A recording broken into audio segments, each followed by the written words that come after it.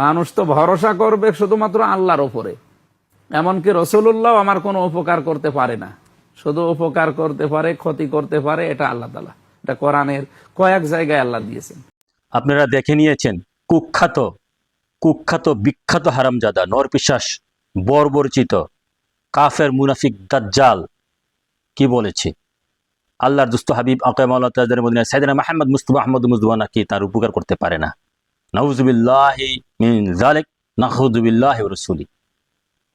সে তো তার উপকার কেমনে করবে? সে তো রাসূল পাকের উম্মত হতে পারে নাই, সে তো মানব জাতির কাতারে আসতে পারে নাই, সে তো নরপিশাচ নরপশু কাফের মুনাফিক দাজ্জাল। প্রিয় সুন্নি ও রেসালাতি বেলায়েতি জনতা, আমি কোরআন থেকে প্রায় 1 ডজন আয়াত আপনাদের সামনে পেশ করতে পারবো যে রাসূল পাক সাল্লাল্লাহু আলাইহি সাল্লামের উপকার ব্যতীত কেউ কোনো সত্যি উপকার পায় না। রাসূল পাক সাল্লাল্লাহু আলাইহি সাল্লাম সারা জাহানের উপকার করছেন। রাসূল পাক সাল্লাল্লাহু আলাইহি সাল্লামের উপকারের কারণে সারা সৃষ্টি জগৎ বেঁচে আছে। কোরআনে পাকে এই ধরনের আয়াত দেওয়া যাবে, হাদিসে তো শত শত হাদিস আছে। আমি কয়েকটি আপনাদের সামনে পেশ করছি। প্রথমত আসেন রাসূল পাক সাল্লাল্লাহু আলাইহি সাল্লাম কিভাবে সাহাবীদেরকে সমগ্র জাহানকে উপকার করছেন। সূরা তাওবা 74 নম্বর আয়াতে আল্লাহ পাক স্পষ্ট বলছেন, আন আগনাহুমুল্লাহু ওয়া রাসূলুহু মিন ফাদলিহি। অর্থ হচ্ছে আল্লাহ এবং আল্লাহ রাসূল তোমাদেরকে সাহাবীগণকে ধনী করে দিয়েছেন নিজ ফজিলত হতে, নিজ গুণে মানে ধনী করে দিয়েছেন। ধনী বলতে এখানে কি আগনাহুমুল্লাহ, এখানে বাহ্যিক ধন এবং আধ্যাত্মিক ধন উভয়টাই। দুনিয়াবি ধন হতে পারে, আধ্যাত্মিক ধন উভয়টাই। যত প্রকারের ধন আছে, কল্যাণকর ধন আছে, সমস্ত প্রকারের ধন আল্লাহ যেমন সাহাবীদেরকে দিয়েছেন, এই উম্মতকে দিয়েছেন, এবং হুজুর পাক নবী নূরে খোদাও এই উম্মতকে ধন দান করে দিয়েছেন। এখানে ধন দান করে দেওয়া উপকার কিনা? এই দাজ্জালের দল নিশ্চয়ই রাসূল পাক সাল্লাল্লাহু আলাইহি ওয়াসাল্লাম ধন দান করে, আধ্যাত্মিক ধন, বাহ্যিক ধন, সর্বপ্রকারের ধন দান করে এই সাহাবীদেরকে এবং উম্মতকে উপকার করছেন, করতে থাকবেন। সূরা তাওবা 1 নম্বর গেলে 74 নম্বর আয়াত। তারপরে আসেন আল্লাহ পাক এরপর আয়াতে বলতেছে, ওয়া আনামাল্লাহু আলাইহি ওয়া আনআমতা আলাইহি।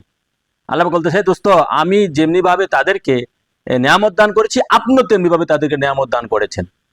সূরা আহজাব 37 নম্বর আয়াতে। আল্লাহু আকবার রাসূলুল্লাহ।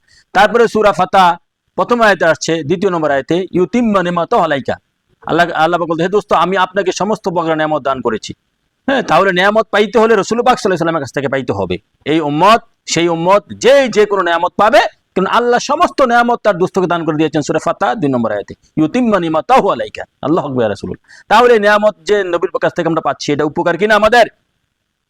এই কুলাঙ্গারের দল, এটা আমাদের উপকার কিনা? নিশ্চয়ই এটা শুধু উপকার নয়, মহা উপকার।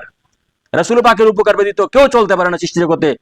কাফের মুনাফিকরা নবীজির কারণে খাইয়া বাচ্চা আছে। সেই আয়াত তো প্রমাণ। ওমা আরসালনাকা ইল্লা রাহমাতাল লিল আলামিন, সূরা আম্বিয়া। রহমত, যিনি সমস্ত সৃষ্টি জগতের রহমত।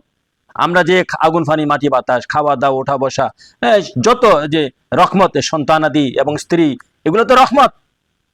এই নবীজির রহমত ব্যতীত কেউ এই পৃথিবীতে বাঁচতে পারবে না, না এই দুনিয়াতে, না সেই দুনিয়াতে, না আলমে আরওয়াহ, না আলমে দুনিয়া, না আখিরাত। নবীর রহমত ব্যতীত কেউ, এটা উপকার কিনা? তো মহা উপকার। শুধু উপকার নয়, কাফের মুনাফিকরা নবীজির কারণে বেঁচে আছে। আল্লাহু আকবার রাসূলুল্লাহ। কোরআনে প্রমাণ, সূরা রহমত, ওমা আরসালনাকা ইল্লা রাহমাতাল লিল আলামিন। এই আয়াতের তাফসীর খুলে দেখেন, যত আরবি তাফসীর আছে। তারপরে আসেন ভাইরা আমার, নবী পাক সাল্লাল্লাহু আলাইহি ওয়াসাল্লাম কিভাবে দান করেন। এরপর আছে সূরা তাওবা 59 নম্বর আয়াতে আল্লাহ পাক বলতেছেন, ওয়ালা আন্নাহুম রাদু মা আতামুল্লাহু ওয়া রাসূলুহু। মা আতামুল্লাহু, রাসূল তোমাদেরকে দান, আল্লাহ যেমন সাহাবায়ে কেরামকে উম্মতকে দান করেন, রাসূল পাকও ওয়া রাসূলুহু, আমিও আল্লাহ রাসূল পাক উম্মতকে দান করেন। তো রাসূল পাকের দান উপকার কিনা? রাসূল পাকের দান উপকার কিনা? শুধু উপকার নয়, মহা উপকার। আল্লাহ রাসূল তা বুঝা মানার তৌফিক দান করুক। এখন এখানে শেষ নয়, এরপরে আসেন সূরা আনফাল 24 নম্বর আয়াতে আল্লাহ বলতেছে, ইয়া আইয়ুহাল্লাযিনা আমানু ইসতাজিবু লিল্লাহি ওয়া লিরাসূলি ইযা দাওয়াকুম লিমা ইউহিকুম, মানে যখন নবী পাক সাল্লাল্লাহু আলাইহি ওয়াসাল্লাম আমাদেরকে ডাকবেন, নবী ডাকে সাড়া দিলে নবী আমাদেরকে জীবন দান করবেন। এতে প্রমাণ হয় আশিকে রাসূল যারা, সত্যিকারের ঈমানদার মুমিন ওলি গাউস কুতুব যারা, তাদের হায়াত জীবনের মালিক আমার হুজুর পাক নবীজি। আল্লাহু আকবার রাসূলুল্লাহ। সূরা আনফাল 24 নম্বর আয়াতে। এখন আসেন সূরা কাউসার। সূরা কাউসারে প্রথম আয়াত, ইন্না আতানাকাল কাউসার। আল্লাহ বলতেছে, দোস্ত আমি আপনাকে হুয়াল খায়রুল কাসির, সমস্ত প্রকারের কাউসার দান করেছি, সমস্ত প্রকার কল্যাণকর জিনিস দান করেছি। সৃষ্টি জগতে যে যত প্রকারে কল্যাণ পাবে নবীর কাছ থেকে পাবে। আল্লাহু আকবার ইয়া রাসূলুল্লাহ। তাহলে নবী ব্যতীত কেউ কোনো উপকার পাইতে পারে না। হ্যাঁ, এখানে শেষ নয়, তারপরে হাদিস শরীফে আছে ইন্নামা আনা কাসিমুন, তারপরে নবীর শাফায়াত ব্যতীত কেউ ব্যস্ত যেতে পারবে না। এগুলো উপকার কিনা? এগুলো হচ্ছে মহা উপকার। যারা এই উপকারকে অস্বীকার করে তারা কাফের মুনাফিক।